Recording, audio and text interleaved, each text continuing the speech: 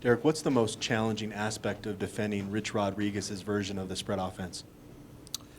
I mean, they really do spread you out a lot, and they try to get their athletes one-on-one with our athletes. So really, it just comes down to man-to-man in open space, and that's pretty challenging.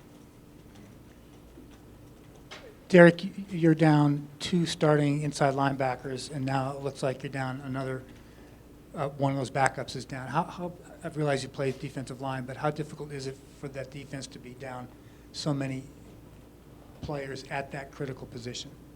I mean, we obviously would like to have our starters out there, but we trust our backups and we trust what they can do. We're just going to keep trusting in them and their abilities. Derek, you know, you're looking to make a huge impact on the rest of the season after you got injured here. What type of season do you expect from yourself the rest of the way? I put pretty high expectations on myself because I feel like without a good pass rush and a good edge and everything in the defense, then we can't really be great. So I put a lot of pressure on myself to be great. So I'm really working to work hard. Derek, how frustrated is this football team?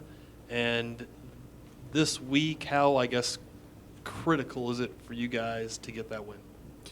I mean, we're very frustrated with ourselves. We just kicked ourselves in the foot way too many times, and it's definitely a critical game. This game is huge for us.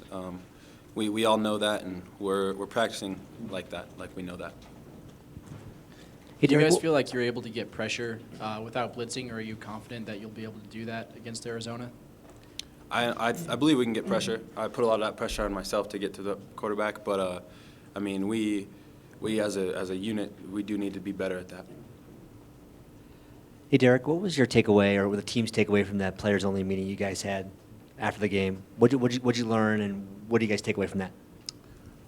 One of the biggest things for me is just that our leaders need to step up and really lead, be more vocal, just be more part of the team, and just keep lifting everybody up. We can't let anyone's head be down in this time.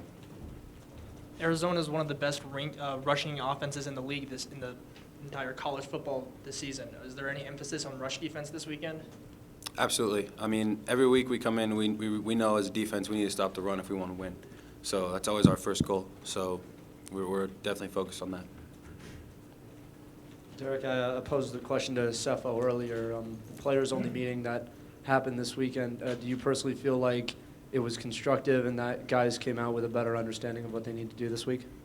I do. I think sometimes when things start going the way you don't want them to, that guys on the team can just kind of put their head down, just kind of go with like the losing mentality. And I think that getting together was really good. We had some of our big vocal leaders came in and stepped up and said some things and got some guys fired up. So A players-only meeting like that, how does it come about? Who called it?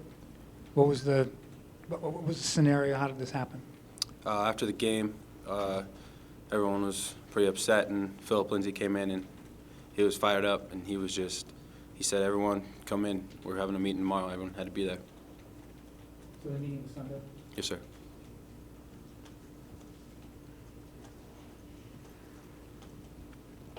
Anything else for Derek? Yeah. When you're desperate for a win as a team, and you have a team meeting, and you let the emotions out and get things straightened out, how do you still go out and play loose at the same time, rather than turn the screws even tighter on yourselves?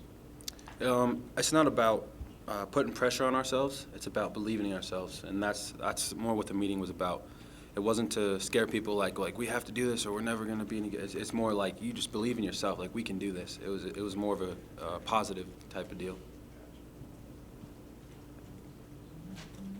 Derek, I know you're on the sideline, and I'm not sure how much you get to see of the offense when they play, but does Cepho's toughness ever amaze you? He was sacked 8 times, probably hit 20 times last week, but just kept on ticking. Do you get a chance to see him fight through what he fights through, and does his toughness ever amaze you? Absolutely. I mean, I look up to him. He's one of the toughest guys on our team, and I fight for him, die for him any day. He's one of my best friends, too. Anything else?